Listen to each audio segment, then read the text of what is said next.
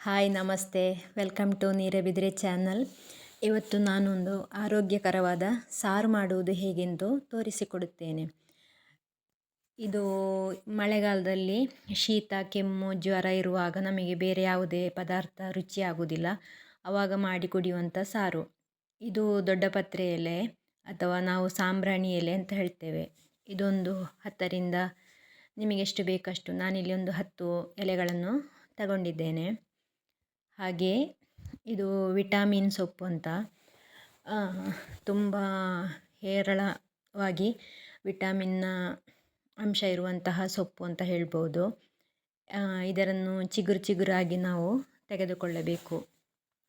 ಎಳೆಯದಾದ ಕೊಡಿ ಚಿಗುರುಗಳನ್ನು ಒಂದು ಮುಷ್ಟಿಯಾಗುವಷ್ಟು ತಗೊಂಡಿದ್ದೇನೆ.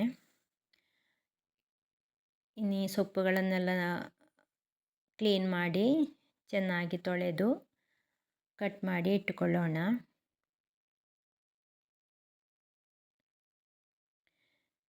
ಈಗ ನಾನಿಲ್ಲಿ ಕಟ್ ಮಾಡಿ ಇಟ್ಟುಕೊಂಡಿದ್ದೇನೆ. ಹಾಗೆ ಇನ್ನು ಪುನರ್ಪುಳಿ ಅಥವಾ ಕೋಕಮ್ ಸಿಪ್ಪೆ ಬೇಕು. ನಾವು ಪುನರ್ಪುಳಿಯನ್ನು ಸಿಕ್ಕಿದಾಗ ಅದನ್ನು ಬಿಸಿಲಿನಲ್ಲಿ ಒಣಗಿಸಿ ಈ ರೀತಿ ಶೇಖರಣೆ ಮಾಡಿ ಇಡ್ತೇವೆ.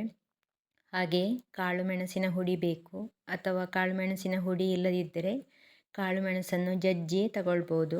ಎಷ್ಟು ಖಾರಕ್ಕೆ ಬೇಕು ಅಷ್ಟು.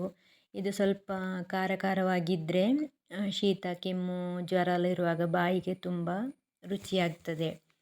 ಇನ್ನೀಗೊಂದು ಪಾತ್ರೆಗೆ ನಾನು ಕೋಕಮ್ ಸಿಪ್ಪೆಯನ್ನು ಹಾಕಿ ಬಿಸಿ ನೀರನ್ನು ಹಾಕಿ ಒಂದು 1/4 ಗಂಟೆಗಳ ಕಾಲ ಮುಚ್ಚಿ ಇಡ್ತೇನೆ.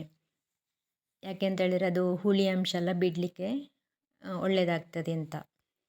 ಇನ್ನೀಗ ಅದನ್ನು ಒಂದು ಪಾತ್ರೆಗೆ ಹಾಕಿ ಕುದಿಯಲು ಬಿಡೋಣ. 1/4 ಗಂಟೆ ನಂತರ ಹೀಗೆ ಪಾತ್ರೆಗಾಗಿ ಕುದಿಯಲಿಟ್ಟಿದ್ದೇನೆ. ಕುದಿಲಿಕ್ಕೆ ಶುರುವಾದ ನಂತರ ರುಚಿಗೆ ತಕ್ಕಷ್ಟು ಉಪ್ಪು, ಹಾಗೆ ನಾವು ಕ್ಲೀನ್ ಇಟ್ಟುಕೊಂಡಂತಹ ಸೊಪ್ಪುಗಳನ್ನು, ವಿಟಾಮಿನ್ ಸೊಪ್ಪು, ಹಾಗೆ ದೊಡ್ಡಪತ್ರೆ ಅಥವಾ ಸಾಂಬ್ರಾಣಿ ಸೊಪ್ಪನ್ನು, ಹಾಗೆ ರುಚಿಗೆ ತಕ್ಕಷ್ಟು ಕಾಳು ಮೆಣಸಿನ ಹುಡಿ. ನಿಮಗೆ ಖಾರ ಜಾಸ್ತಿ ಬೇಕು ಅಂತ ಹೇಳಿದರೆ ಸ್ವಲ್ಪ ಜಾಸ್ತಿ ಹಾಕ್ಬೋದು. ನಾನಿಲ್ಲಿ 1 ಸ್ಪೂನು ಕಾಳು ಮೆಣಸಿನ ಹುಡಿಯನ್ನು ಹಾಕಿದ್ದೇನೆ. ಹಾಗೆ ರುಚಿಗೆ ತಕ್ಕಷ್ಟು ಬೆಲ್ಲ. ಇದು ಸ್ವಲ್ಪ ಹುಳಿ, ಖಾರ, ಸಿಹಿ ಎಲ್ಲವೂ ಸೇರಿದಂತಹ ಸಾರಾಗಿದೆ. ಬಾಯಿಗೆ ರುಚಿ ಇಲ್ಲದಿರುವ ಟೈಮಲ್ಲಿ ಈ ಸಾರನ್ನು ಮಾಡಿ ಊಟ ಮಾಡಿದರೆ ತುಂಬ ಒಳ್ಳೆಯದಾಗ್ತದೆ. ಹಾಗೆ ಕೆಮ್ಮು, ಶೀತ ಎಲ್ಲ ಇರುವಾಗ ಈ ಸಾರನ್ನು ಅನ್ನದ ಜೊತೆ ಅಥವಾ ಸೂಪಿನ ಹಾಗೆ ಕೂಡ ನಾವು ಕುಡಿಲಿಕ್ಕೆ ಆಗ್ತದೆ. ತುಂಬ ಒಳ್ಳೆಯದಾದ ಒಂದು ಆರೋಗ್ಯಕರವಾದ ಸಾರು ಅಂತ ಹೇಳ್ಬೋದು. ಈಗ ಇದನ್ನು ಚೆನ್ನಾಗಿ ಕುದಿಯಲು ಬಿಡೋಣ. ಚೆನ್ನಾಗಿ ಕುದಿದ ನಂತರ ಇದಕ್ಕಿನ್ನೀಗ ಒಂದು ಒಗ್ಗರಣೆಯನ್ನು ಕೊಡಬೇಕು. ಒಗ್ಗರಣೆಗೆ ನಾನಿಲ್ಲಿ ತುಪ್ಪವನ್ನು ಬಳಸಿಕೊಳ್ಳುತ್ತೇನೆ.